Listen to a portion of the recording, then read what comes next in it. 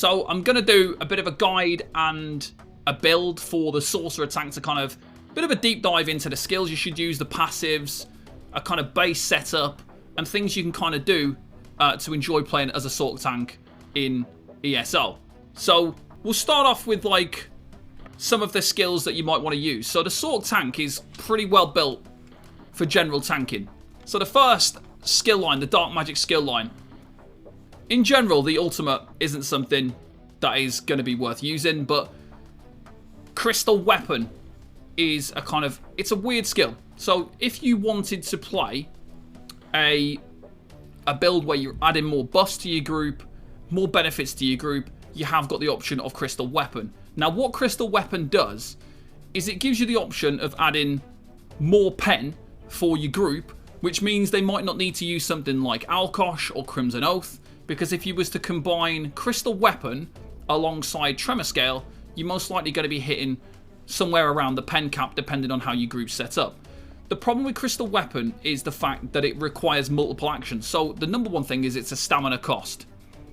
The number two thing, so you encase your weapon in dark crystals for 6 seconds, causing your next 2 light or heavy attacks to deal additional damage, reduces the armor by 900 for 5 seconds. So it reduces the enemy's armor.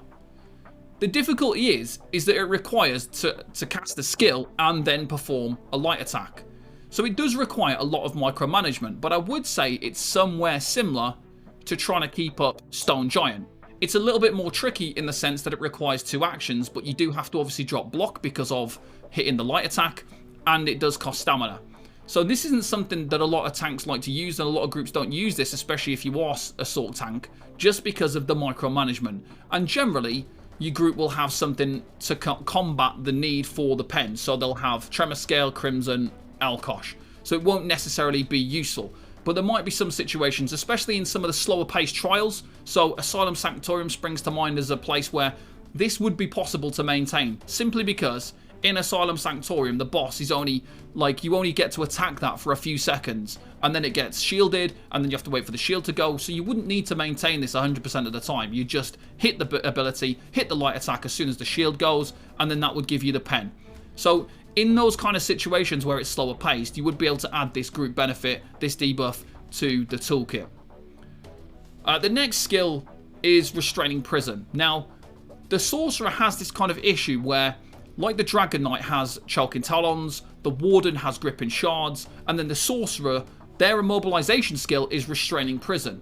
Now, the problem with Restraining Prison is it only hits straight in front of the target.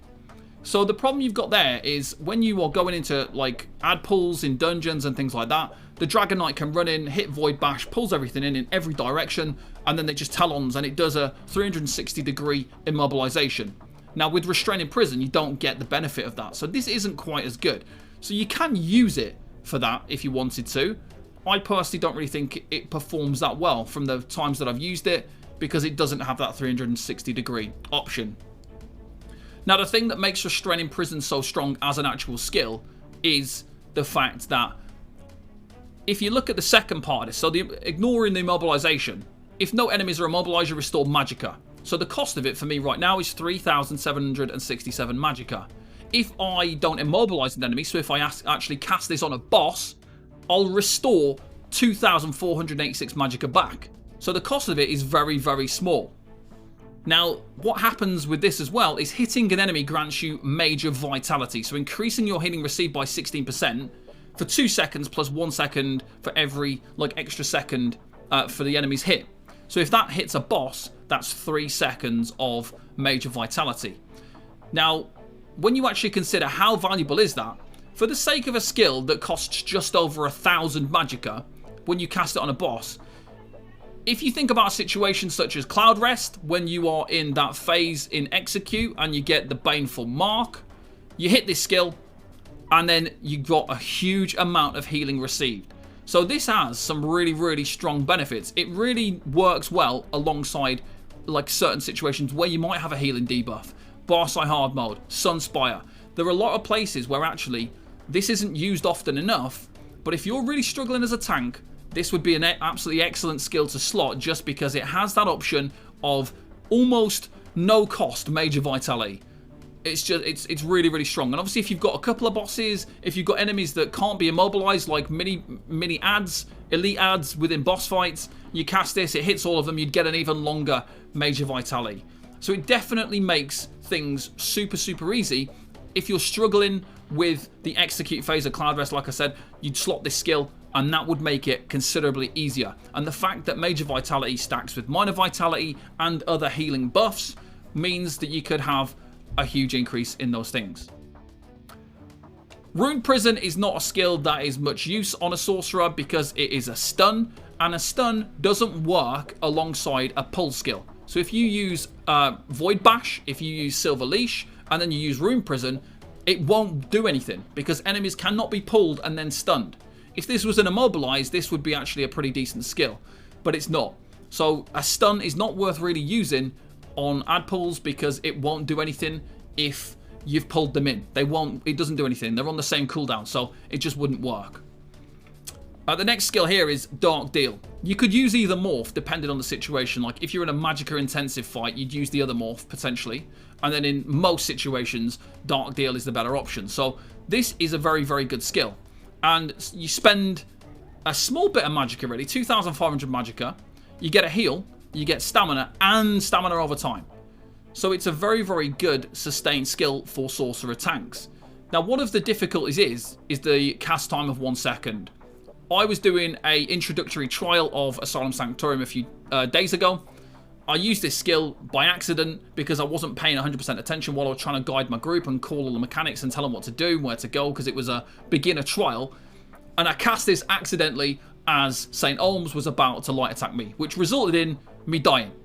So this is something that isn't very beginner friendly, even though it's really, really good in terms of it's very low cost, 2,500 Magicka, and it gives you so many benefits. But it's so difficult to use it because it does drop you block for that 1 second cast time. So one of the huge benefits though is the stamina over time. So even if you kind of using it in phases where you don't, you want that stamina over time for a phase of a fight where you're going to take a lot of a big block phase, you can kind of prepare yourself by having those ticking bits of stamina. It is a great skill, and this is often the way that you proc the Sorc group buff. So there's a group buff that the Sorcerer offers, and this is usually one of the skills that you use to actually proc it. DAEDRIC Mines is another skill. Again, this is another immobilization skill. The way it just doesn't, again, it doesn't really work that well, which is why I don't use it. This is an immobilization, and this is 360 degrees, but the way that it works, where it has to lay things on the ground and things have to walk into it, means that sometimes the enemies can miss the mines. So I don't use DAEDRIC Mines because you can actually miss, and the cost of it is absolutely huge. So as you can see there, 5,000 Magicka, it's massive, and if you miss, when you chain things in and they don't actually go into the mine, then they don't get immobilized. So it's not really a very good skill to use. Looking at those three crowd control skills, generally my preference personally would be to use a snare. So I use caltrops instead of an immobilization because I don't feel that the immobilization skills offer enough, because they just don't offer that 360 degree radius, and in a straight line often doesn't work when I'm pulling enemies from multiple directions. So I like to use a snare instead, throw down a caltrops. It gives them a big snare so that the enemies can't get away, and then I try to kind of freeze them up with a bit of frost clench and things like blockade and pulsar, and I'm trying to hit everything into a big stack and then debuff it. Passive abilities, some really strong passives on the Sorc. So Unholy Knowledge reduces the health, Magicka, and stamina cost of your non-core combat abilities by 6%. So great skill for reducing the cost of your skills. Obviously, the problem you do have is with a sorcerer, because you have cost reduction built into the class, it makes things like using cost reduction on your jewelry and other cost reduction doesn't stack well with this. It means that it's not as strong as other classes that don't have cost reduction already built in. It's like a lesser value. So that is something to consider when you are setting up a Sorcerer Tank. Blood Magic. This isn't something that is super valuable. If you don't use Crystal Weapon, then obviously it's not worth using Blood Magic. When you hit an enemy, you get a heal. It has to be a directly applied dark magic ability. So this doesn't actually work very often with most of the skills that you're probably going to use, but if you do use something like Crystal Weapon, then it's worth slotting Blood Magic. Persistence. After blocking an attack, your next skills are reduced in cost, so great again, but as I said before, because it's more cost reduction, there's so much cost reduction on a sorcerer, it makes things really ineffective if you use cost reduction on that jewelry.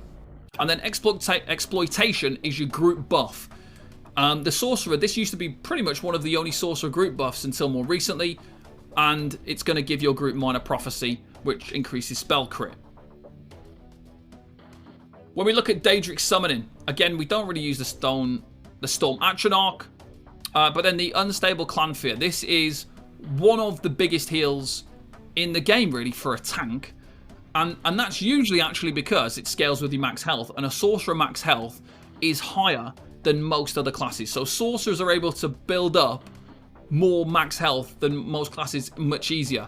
And that's because of some of the passives in this tree as well. So you're going to get the Clan Fear, and it's going to do damage. The annoying part about this is it needs to be double slotted on 2 bars. And once it's summoned, you are going to get a huge heal from it. So you get, once summoned, you can activate the Clan Fear special ability. It costs magicka, it heals you, and like I say, it scales with your max health. So it's a massive, massive heal. So we've got a really, really big Sorc heal. And I mean, it's not cheap. Obviously, the magicka there. Obviously, if you've got the cost reduction from the previous passive, that's going to work alongside this. But it is going to do some damage. It does have to be double slotted, but it does make certain things more easy. So let's say you're doing Cloud Rest and you've got the bar swap mechanic. It's not too bad because you've got a heal on both bars, so you can deal with that easier than some of the classes that might not have that heal on both bars. DAEDRIC Curse isn't really a skill that I use on a Sorc Tank. If you wanted to add some damage in there for solo play, then it's something that you might use, but not something that I personally like to use. The Twilight Matriarch. Now, this isn't something that you're going to use a lot, but it still actually does a decent heal when you actually look at this. So once summoned, you can activate the Twilight's special ability. It costs magicka, it heals 2 friendly targets for 8,000 and itself for 4,000. So if you're in a situation where maybe you've only got like a 1 healer situation, or maybe you're running dungeons and you don't have a healer, you might consider slotting this instead of the other pet, because it's going to offer a bit of a group heal as well. An 8,000 healing to a damage dealer is a decent amount. So it's not a fantastic skill because it does actually scale with your spell damage and your magicka, but it is going to offer a decent heal. I think 8,000 healing to other people is pretty good, and it could save somebody. So it is decent. It's not essential for most situations. Obviously, you'd usually just go with the Clan Fear for a self-heal, but the Twilight is there as like a bit of a group heal if you wanted to kind of build some kind of hybridization between a tank and a healer. Next, we've got regenerative ward, and the other morph of this gives you a much bigger shield. This is the preferred morph, however, because it's going to give you a group buff. So you use 3,599 magicka, going to get a 15.9k damage shield for 10 seconds. It scales off either your max health or max magicka. It's capped at 55% of your max health. So the more max health you've got, the bigger shield this is going to be. Absolutely huge. And it also gives minor intellect and minor endurance, which increases magicka and stamina recovery for 10 seconds. So increasing it by 15%. So it's a group buff combined with a damage shield. So it's got more use now than it ever did before, because it stacks with that max health. Now, if you use the other morph, you're going to get a bigger shield. It hits like about 21k with this current setup. However, you don't get the increased magicka and stamina. And that increased magicka and stamina also benefits you, because you're also going to get that 15%. But it's going to give it to the group as well. So, really strong skill to slot now. Next, we've got Bound Aegis. And this, again, this isn't something you need all the time, but it is really good for boss fights. And it's good for situations where you might be struggling, you might be a new tank. So this kind of gives you that leniency to potentially make a mistake, or it gives you options in terms of setting up your build for a boss fight or an unknown situation so that you can protect yourself from dying. And it means that you don't need to run like a safety gear set, for example. So sometimes you have to look at different skills. So using one skill to protect yourself, maybe you'll lose a skill that might be useful for something else. So let's say you're not using Crystal Weapon because the micromanagement is something you're not able to maintain. So instead, you use Bound Aegis because it improves your survivability. That's a much more valuable thing to do than, let's say, drop in a 5-piece gear set that like Yolnakrin and then put it on something that keeps you alive. that's the better option, is switching a 1 skill rather than a 5-piece gear set. And the reason why this is so good, so protects yourself, and it creates a suit of Daedric mail that increases your block mitigation by 40%. That's only when you cast it, so you have to cast it, and this lasts for 5 seconds. This is something you have to think about, because if you are using things like Bracing Anchor and you are stacking up your block mitigation, you're going to be over the block mitigation cap. So you do have to kind of look at the numbers, because if you're going to use, if you are going to use Bracing Anchor, then this is probably not going to have as big of an effect. It might only give you 8% block mitigation. So is it worth using a skill for 8%? Probably not. But if you wanted to get to 90%, 90% is the block mitigation cap. It means you can drop things and maybe run a build that's got 60, 70%, and you're still able to hit the mitigation cap for those moments where you need it. If you make a mistake, you can cast a button, and then it's going to give you that huge block mitigation. Now, one of the side benefits of this as well, so you get minor protection for 20 seconds, reducing damage by 5%. So if you were to slot this on your bar, you've got multiple uses for this skill. While also slotted, you get max magicka, which you increase magicka by 8%, and minor resolve, just by slotting it. So just slotting it gives you minor resolve and max magicka, so this is a huge skill. As a Sorcerer Tank, most of your skills, if you're not using Crystal Weapon, all of your skills are going to be magicka costing skills. So having increased magicka by 8% is useful. Having minor resolve is very useful. It means that you don't need to slot something else to get minor resolve. It means that you can easily hit the resistance cap. So potentially you could be at the block mitigation cap and the resistance cap on a sorcerer with pretty much one button.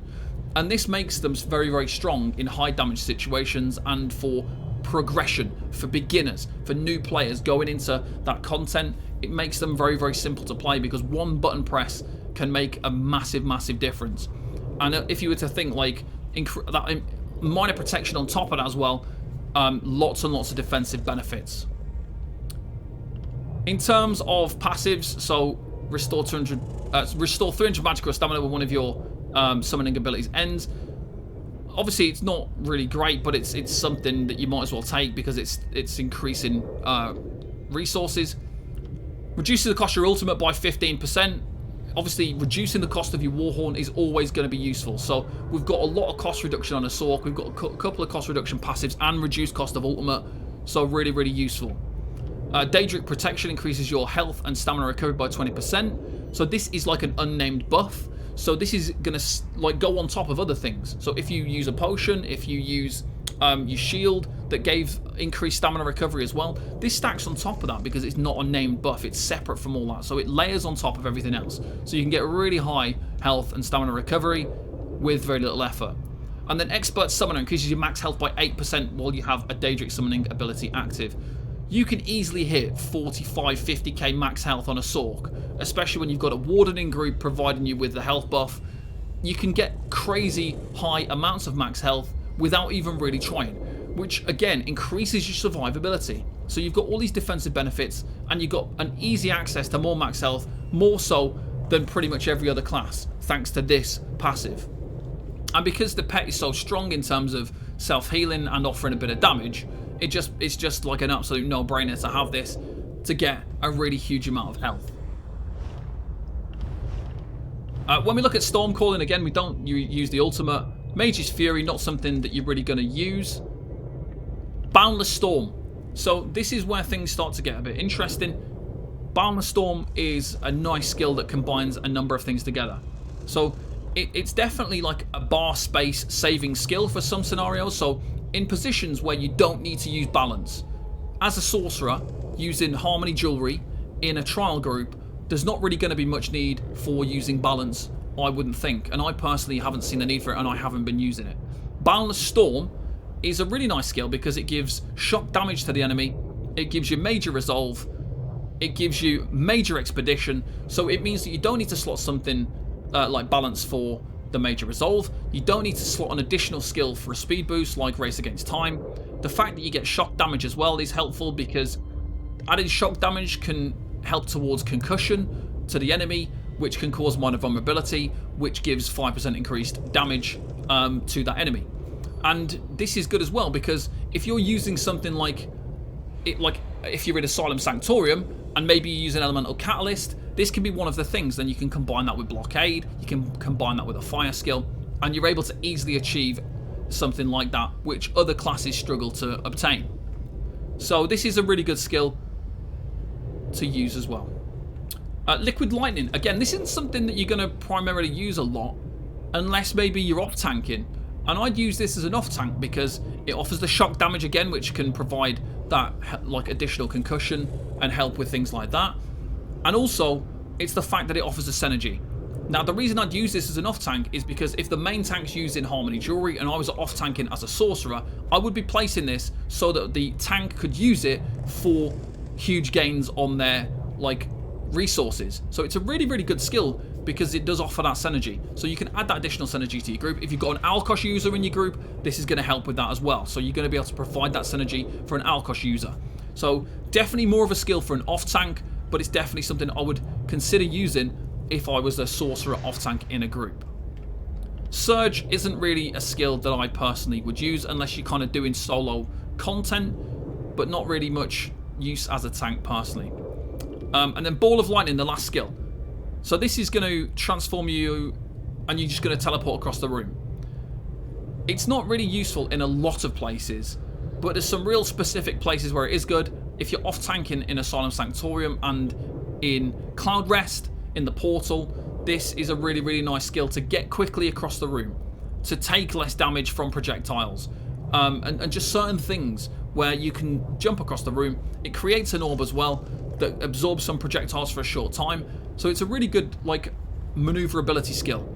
If you combine that with your quick movement speed as well, it makes them like one of the best in terms of Asylum Sanctorium. Like if you're doing a +2 and you're off tanking, you can zap across the room really fast. You can stack the enemies much, much quicker than pretty much every other class because you are able to move quick and you're able to zap to another location really quickly as well. So a useful skill.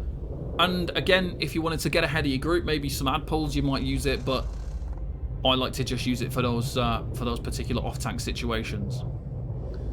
In terms of the passives, increased magic recovery. We always want to have increased magic recovery because, as I said before, the Sorcerer Tank uses primarily all magicka skills, so this is really useful. The other passives are damage orientated. I've kind of not taken them just because there's not enough space. I don't really have enough skill points, but you would take these if you were trying to push that damage that little bit more. If you only just focusing purely on tanking and all your tank passives, then obviously you wouldn't need them, but it would be nice to take them just to add that little layer of damage, especially if you are adding damage-based skills to your rotation. For your other skills and passives, on your one-hand and shield, Pierce Armor is still essential. Even though you're able to get Major Breach from other sources, you're able to get Minor Breach now from Blockade, you still have to use Pierce Armor for its reliability, and that's that. Heroic Slash is not an essential skill, but it is a flex skill. If you wanted to add a bit of minor heroism to your build, if you're not using heroism potions, you would consider slotting Heroic Slash where it's needed. So if you need to build up quicker, you could slot this to kind of generate that as well. Defensive Posture. So you would only ever use this skill if you needed to absorb something. So or reflect something. In general, it's not worth using for the reduced damage because it's block mitigation. So one of the morphs offers block mitigation. When you've got when you're capped out on block mitigation, if you're using your bound Aegis, so block mitigation isn't useful. So you only use the morphs of Defensive Posture if you needed absorb missile, if you needed to use it for the reflection, let's say Locustes in hard mode and things like that on Sunspire. Generally not that useful though. And then Shield Charge. In most cases, Shield Charge would be used in VHOF when you need to use a gap closer in those fights. But you could equally just use Ball of Lightning, because Ball of Lightning will actually cost Magicka and not Stamina. So some people might prefer that, but you could use it if you wanted to. Power Bash is a skill you would use purely for proccing your Void Bash weapons from Vatishran. And that's because when you consider the fact of, if you are using Void Bash, that's one button press to pull everything in. If you were to use a chain skill, that's going to be multiple things and it's going to cost you a lot. So using Power Bash and Void Bash for dungeon content, in my opinion, is essential. And obviously when you're using a one-handed shield, all of your passives are really, really useful. Obviously, setting up your destruction staff, most of these are flex skills. Crushing shock is a flex skill. Elemental blockade is essential, especially for like trials and ad pulls and everything now, because it's going to give you the chilled effect potentially. It's going to, so if we look at frost blockade, it's going to give minor breach. That's going to be really useful, especially for trial ad pulls. Dungeon ad pulls, it's going to be useful potentially as well, but you're already able to kill dungeon ad pulls pretty quickly. It's going to proc your enchant really easily, so this is like a must-have skill. Destructive clench, people still now keep asking me which is best to use. Should I just use a chain now for taunting? Should I use a inner fire? Inner fire I don't think is really worth using anymore. This has got the same range as inner fire when you use a frost staff. So if we look there, 28 meter range, it offers frost damage, it causes the chilled effect, it's a taunt, it's major maim, it's minor brittle. There's too many reasons why this is strong, so you wouldn't bother using anything else. The only time you wouldn't use this potentially is for dungeon ad pulls, where you would replace it with a chain like Silver Leash instead, because you don't need to do both things in a dungeon. In a dungeon ad pull, if you need to chain something, you'll be chaining it from the back of the room, and you wouldn't need to taunt it because chain now has a taunt associated with it as well, so you would only really need one skill or the other for an ad pull. When it comes to a boss fight, you would definitely want to have Frost Clench because it's just too strong not to have it. It provides a debuff to the enemy, making them do less damage, and it improves the amount of damage that your group will do to them as well, so it's super strong. Elemental susceptibility, it's a flex skill. If you wanted to increase that minor brittle uptime, you would use this alongside your Frost Clench, and then you will combine the two skills to maintain a higher uptime on brittle. And it's also going to give you major breach as well. So if you did want to use like a double staff build, it makes things like nice and easy. So a double staff build, you would use elemental susceptibility, you would use elemental blockade, you would use Frost Clench. Combining those together, you'll get major and minor breach, and a really good brittle uptime. Pulsar, really good skill for ad pulls. It's AoE minor brittle, AoE chilled effect, AoE minor maim. It provides major protection, and it reduces the enemy's max health by 10% with minor mangle. So massively important skill for ad pulls and big situations like that, because it just provides so much benefit to your group. Okay, the passives here, Trifocus passive, I never use this. The Sorcerer has no benefit in wasting its magicka on things like blocking. So if you were playing a Sorcerer Tank, you would not want to be blocking with magicka. Stamina, like your only things that are costing stamina are roll dodge, break free, and sprint and blocking. Like your core combat abilities. There's no reason for you to use this and then also waste all your magicka. So all of your skills pretty much are magicka unless you're using Crystal Weapon. So there's no reason to use this. Obviously your Silver Leash is a stamina costing skill, but it's very infrequent that you should be casting Silver Leash as well. But you've got such good like stamina sustain with the options you got there with your skills and your passives and all that kind of stuff, that it's not really worth using Trifocus on a Sorcerer Tank. Your other passives, obviously, you kind of take these and they're going to give you those benefits as well. Ancient Knowledge means that you're going to reduce your incoming damage with a Frost Staff because it acts like a shield almost. There's very little incoming damage now received on your Ice Staff compared to your front bar with a sword and shield.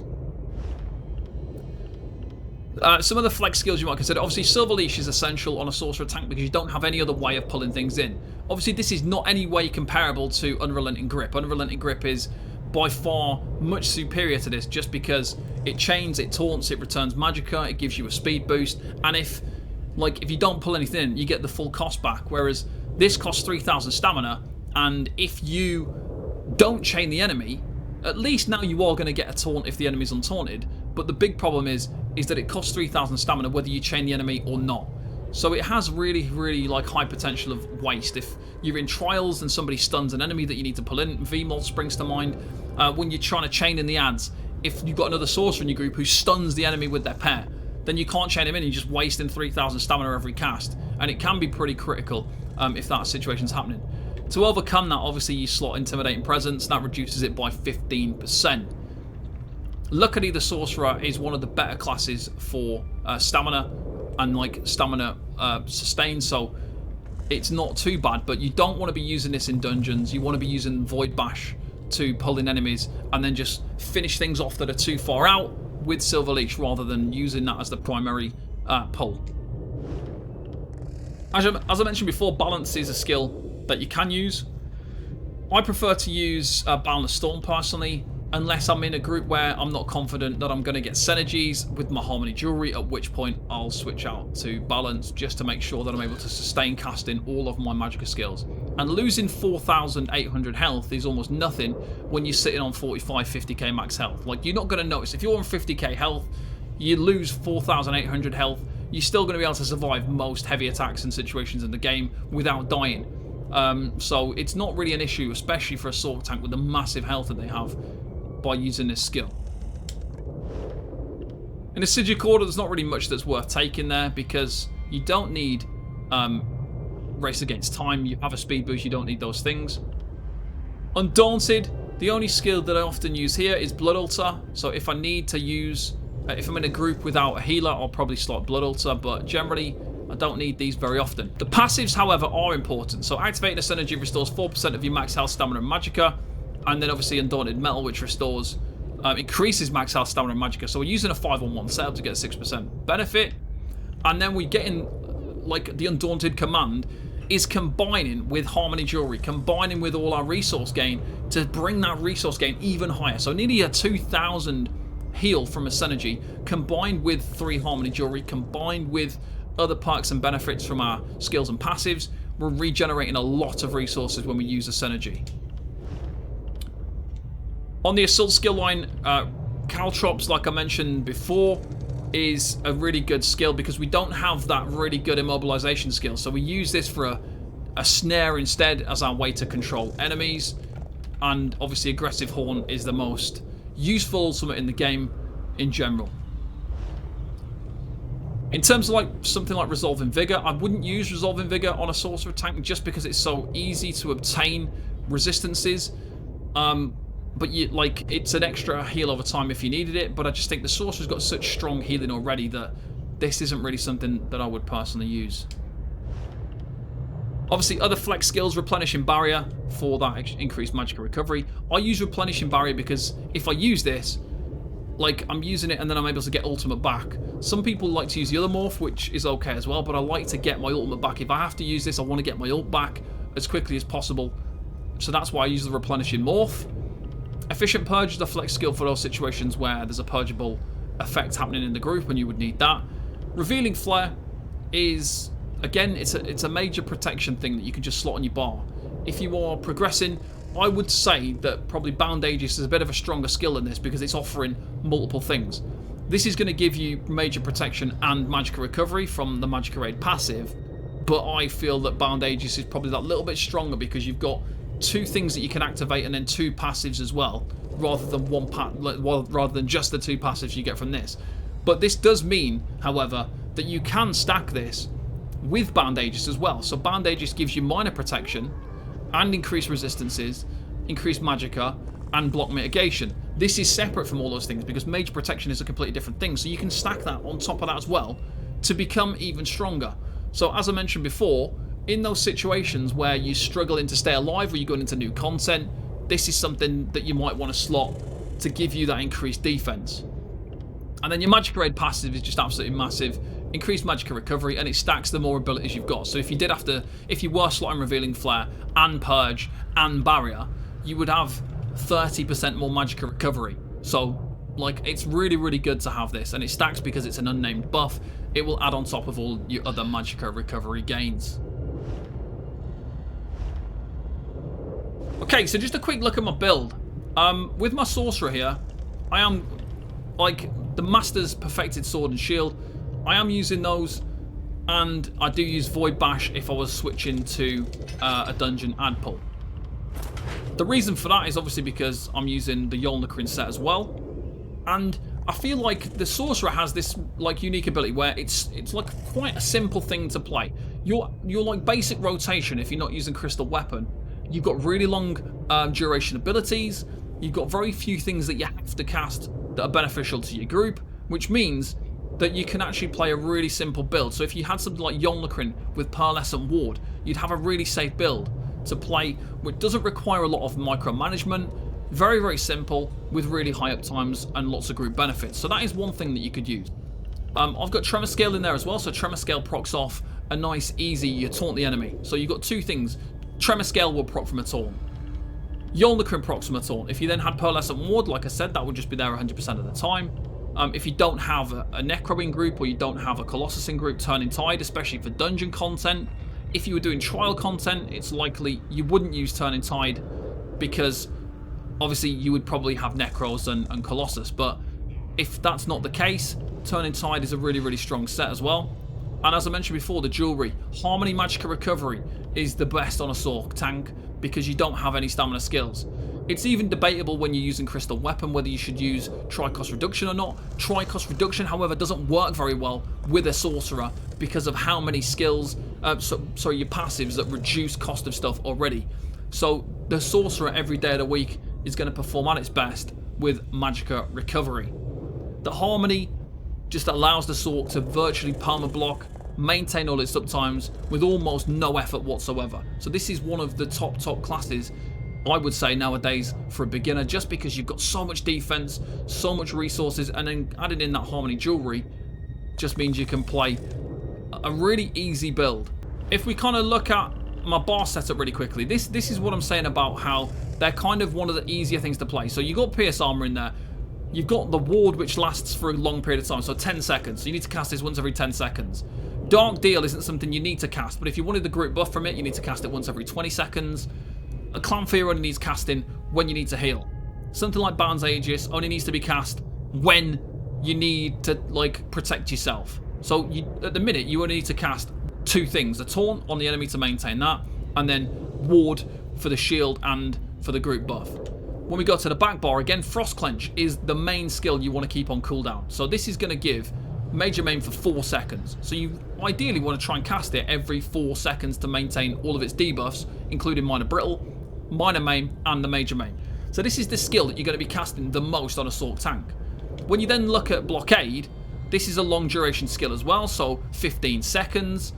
You've got a double bar Clan Fear, and then you've got Boundless Storm, which is a 30-second duration.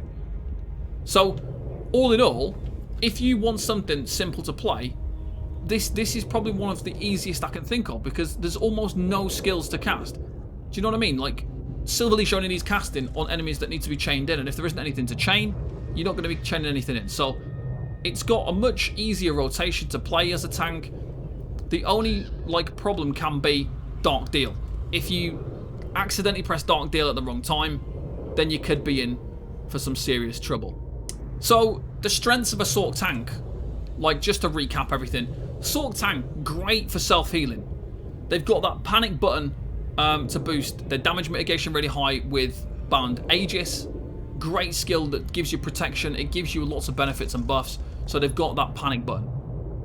They've got multiple group buffs now. When they offer Minor Prophecy, they increased. They can debuff an enemy to add more pen. They can give increased resources. So they have got more things nowadays. You're able to reach the pen cap thanks to Crystal Weapon if you combine it with, like, Tremor Scale or something like that. It's not as intensive need to use something like Alkosh in a group with a Sorcerer who's using Crystal Weapon potentially, but it is a hard skill to micromanage. And then Sorcerer Tanks, very fast and able to maneuver quickly. They've got so much speed and quickness that they are very, very good for that kind of situation where you need to move around quickly and stack things and bring things around. So off-tank situations a lot of the time and things like that. And then, like I said already, their rotation is very simple and basic to play. Some of the weaknesses of a Sorc Tank. One of the biggest one of all is they're easily replaceable within a group. So if you've got one other Sorcerer in a group, you pretty much don't need a Sorcerer Tank. So this is the biggest downfall of the Sorc Tank, is they're replaced pretty much straight away by one other player being a Sorc Tank. They don't offer anything unique on top of what might be offered by another Sorcerer. So on a Dragon Knight tank would potentially use Stone Giant. They would use Engulfing Flames. Those things might not be used by, I don't know, a Dragon Knight who's using a medium armor build. So they offer additional benefits and igneous weapons and things like that. So there's additional skills there that you'd slot on a DK that you wouldn't on a damage dealer. That doesn't apply to the Sorcerer side of it on the tank situation. You are going to be using overlapping things, making them kind of not very useful very, very quickly. One of the big downsides of a Sorc Tank is obviously their crowd control. So they don't have a Magicka pull ability. They have to use Silver Leash. Silver Leash is really, really poor in comparison to Unrelenting Grip. Their crowd control abilities aren't great. So, like I said before, they've got fear skills in there. They've got immobilization skills that don't work that well, or they work in a straight line in front. So they're not as good as, again, the Dragon Knight and the Warden. And then sustain skill, Dark Deal. That can be a problem. So if you accidentally cast Dark Deal at the wrong time, it is a bit of a weakness there. If you're a new player, you might be perma blocking for whatever reason. I wouldn't advise perma blocking, by the way, if you can avoid it. But if you are, and you're newer to the game, it's likely to happen. If you do accidentally cast Dark Deal at the wrong time and you don't know mechanics of a fight, it can cause you to die. Even though it's a great skill, you do have to be very careful and mindful of when you're casting it. That is everything for my Sorcerer Tank build and guide. Guys, I hope you enjoyed it, and let me know if you've got any questions. Thank you.